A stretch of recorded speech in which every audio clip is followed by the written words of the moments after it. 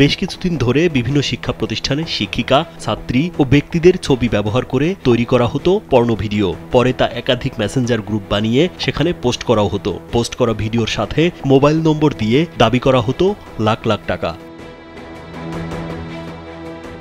দিলরুবা ও রাকিবুল ইসলাম নামের আইডি থেকে এলাকার অনেকের আইডি যুক্ত করে মেসেঞ্জার গ্রুপ তৈরি করে সেখানে পর্নো ভিডিও পোস্ট করা হয়। পরে ফেসবুক ও গুগল কর্তৃপক্ষের সাথে যোগাযোগ করে আইডিগুলোর মালিক বা ব্যবহারকারী শনাক্ত করা হয়।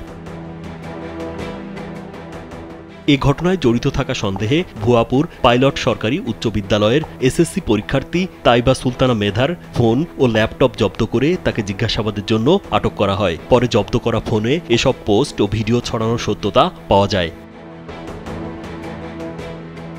আটক তাইবা সুলতানা মেধা টাঙ্গাইলের ভুয়াপুর উপজেলার ফলদা ইউনিয়নের চণ্ডীপুর গ্রামের শিক্ষক আব্দুল খালেকের মেয়ে। বর্তমানে ভুয়াপুর পৌর এলাকার পৌর ভুয়াপুর নিজ বাসায় স্থায়ীভাবে বসবাস করছেন। তাইবা সুলতানা মেধা এবারের এসএসসি পরীক্ষার্থী।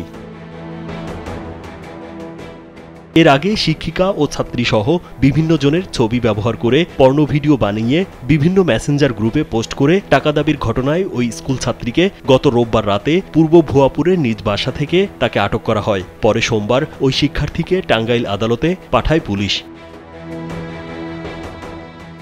এদিকে ওই স্কুল ছাত্রীকে আটকের খবরে থানায় হাজির হয় কয়েকজন ভুক্তভোগী। এ সময় তারা ওই ছাত্রী সহ তার অভিভাবকদেরও শাস্তির দাবি করেন। তারা বিভিন্নভাবে গ্রুপ তৈরি করে আমাদেরকে নোটিফিকেশন পাঠিয়েছে। তার মধ্যে আমরা দেখেছি আমাদের নাম জড়িয়েও এই ধরনের প্রোপাগান্ডা, এই ধরনের কথাবার্তা বা এই ধরনের লেখালেখি হয়েছে। তো অত্যন্ত দুঃখজনক ঘটনা। ছোট ছোট বাচ্চা শিশুদেরকে নিয়ে এই যে একটা অপকর্ম, সেই অপকর্মের একটা সুরাহা এবং একটা দৃষ্টান্তমূলক শাস্তি হওয়া উচিত, যে যারা এর সাথে জড়িত। ফেক আইডি, অন্যান্য আইডি খুলে টাকা পয়সা নানা লাঞ্ছিত করছে। পরে এদেরকে চিহ্নিত করা হয়েছে, থানায় দেওয়া হয়েছে, থানা থেকে ব্যবস্থা নিচ্ছে। কিন্তু আমরা আরও শাস্তি চাই, ওদের যেন ওরা জানি কোনদিন আর এই ধরনের কৃতকর্ম না করতে পারে। মেধার বাবা আব্দুল খালেক জানান, তার মেয়ের ছবি দিয়ে নগ্ন ভিডিও বানিয়ে টাকা দাবি করা হয়েছিল। কাউকে কিছু না বলে তার মেয়েকে রোববার রাতে থানায় নিয়ে যাওয়া হয়। পরে সোমবার পর্নোগ্রাফি মামলায় তাকে আদালতে পাঠানো হয়। এ ঘটনার সাথে তার মেয়ে জড়িত না।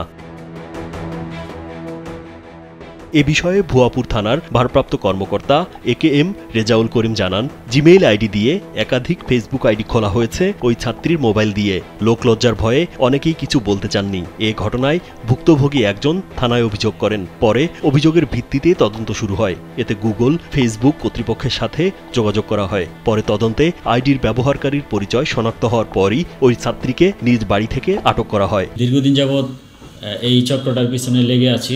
মানে এই এলাকার শিক্ষিত ছেলেপেলে, যেমন ক্লাস 10-এর মেয়েদেরকে টার্গেট করে বিভিন্ন পর্নোগ্রাফি পর্নো ভিডিও তারা ছেড়ে দিয়ে বিভিন্ন টাকা দাবি করতেছে বিভিন্নভাবে।